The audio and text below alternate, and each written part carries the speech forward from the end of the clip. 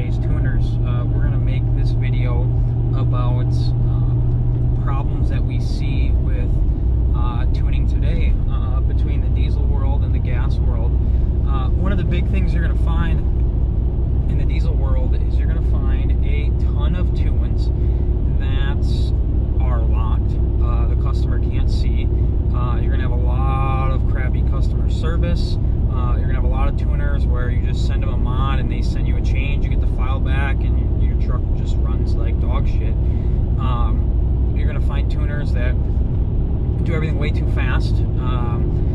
Where I personally had a tuner where I put in a 10mm CP3, sent over the information for the upgrade. It was supposed to come back 100 more horse higher than what my last tune was.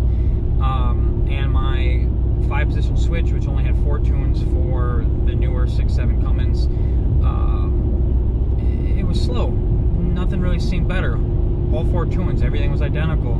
Well, I sent it over to somebody to take a look. Now, I'm not going to drop the person's name because apparently hacking files from EFI Live gets you banned from EFI Live. Well, he hacked the file and opened it to find that this tuner put me on stock tune on all 4 positions. And when I mentioned it to the shop where I got the tune from, they removed all support for my tuning because I had someone else look at it. You know, it's neither here or there. I switched to a different tuning company because obviously I'm not going to deal with that crap.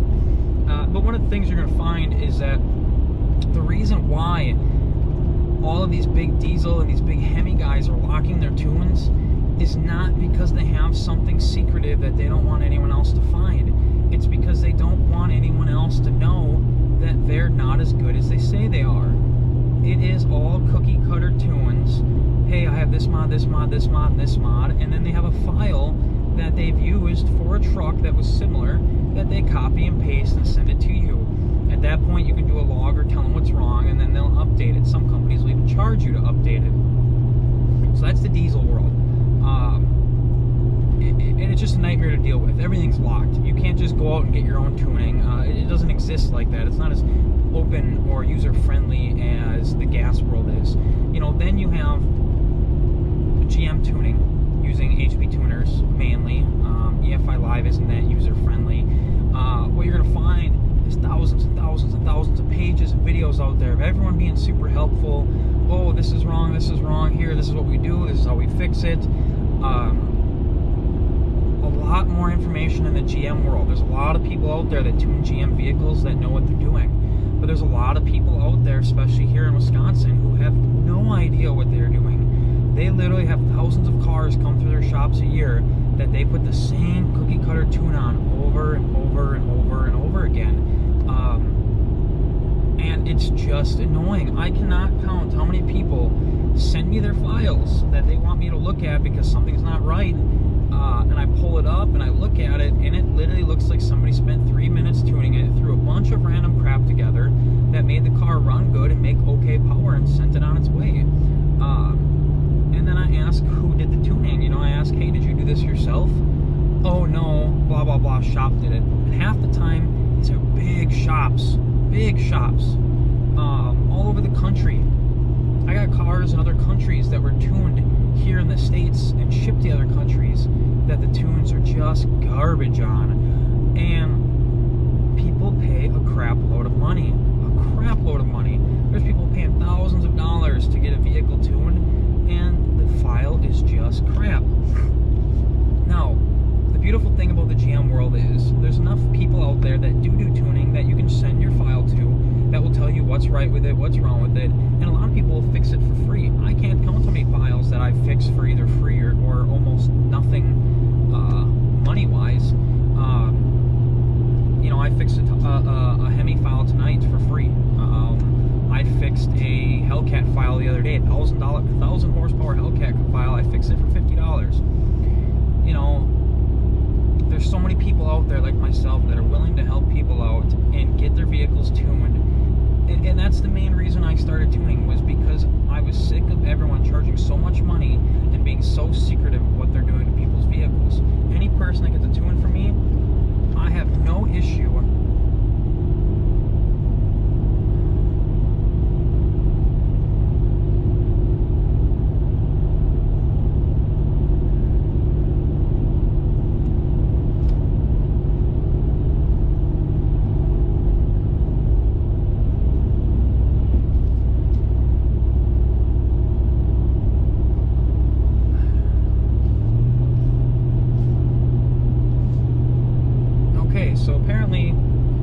see it on my phone anymore, but apparently it's still recording. Anyway, that's part of the reason I started tuning, was because I could not stand that. I couldn't stand that. You pay $500, sometimes $2,000 to have a vehicle tuned, and have no idea what happened to your car. You know, so I'm more than willing to sit down with any one of my customers and explain to them 100% what exactly I am doing to their vehicle, so that they understand the process. And half the time, I'll let these people make changes themselves, or teach them how to make changes, because I want people to have knowledge. Knowledge is power. People should understand how their vehicle is working, so they can understand when you're having problems. Next topic, Hemi World.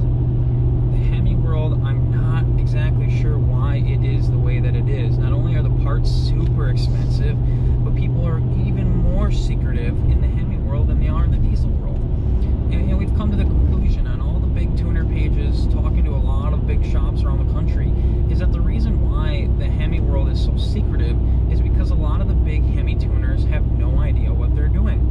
And I learned that the other day, because I have a 1,000 horsepower Hellcat that has 2 tunes from 2 big companies in the United States. I have a Chrysler 300 with a tune from a big tuner here in the US. I have a bunch of tunes done by big companies, big name people that people have nothing but bragging about, to find out that none of their tunes are really that great. There's anywhere from 500 to 200 horse left on the table. It's obnoxious. And some of them, a lot of the stuff that they did, I don't even know why they did it, because it just doesn't make sense. Changes that do absolutely nothing. One guy had a car that he said he sent to a guy to raise the shift pressure. I opened up the file, compared it to stock. Nobody touched anything to do with the shift pressure. Literally paid someone to do something that they did not do. And you know, you find this all over the place. You know, there's so many other people that tune cars that are going to have the same opinion I have, that might not just be willing to tell anyone because they don't want to get ragged on for it. I don't care if someone rags on me for posting this video. It's not my fault. People suck at what they're doing. And I have no problem admitting when I can't do something. I will post, I will ask a question, I will tell a customer that I'm not comfortable doing something until I learn more about it. I have thousands and thousands and thousands of dollars worth of books, videos, classes, and equipment to make sure that everything I do to someone's vehicle is 100% correct and done the right way. And I have a ton of friends that own shops across the country that when I can't figure something out, I bring them in to help, and vice versa, because we want to make sure that when a customer leaves a business, that their tune is perfect, that they have nothing but good things to say about you, so that way it in turn brings business. I'm not into tuning to make a fortune. I'm not into tuning to just make a killer amount of money on people. I got into tuning because I wanted to help people out, and I wanted to make sure that my car was as perfect as I could get it, because I don't trust people. I don't trust people. I made, on my last dyno run, before I got rid of my Hellcat, I made almost 800 wheel horsepower. I've never seen another dyno run with similar mods that they made that much power on. Have not seen it. Close. Very close, but have not seen it. And that's not bragging, that's saying that, oh, look at me, I'm so good at tuning Hellcats. It's not true. What I'm saying is that I put over 30 hours into a dyno on my own personal Hellcat to make sure that my Hellcat tunes were perfect.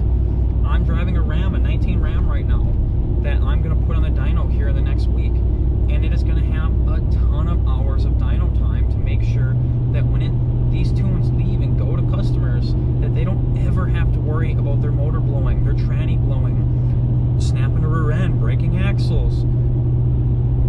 Nothing. Like, they should not have to worry about that stuff. And that's what you want to look for. I'm not saying people need to come to me to tune their vehicles, but people need to go to somebody who is going to spend as much time as possible making sure that no matter how much money they spend, that they're getting a perfect product.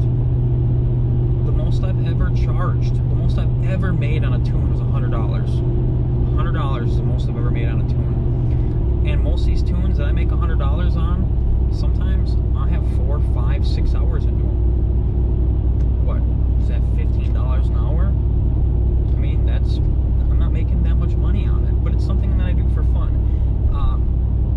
So I guess this is the video vlog for week 1, which guess, solely a rant on how tuning is right now out there in the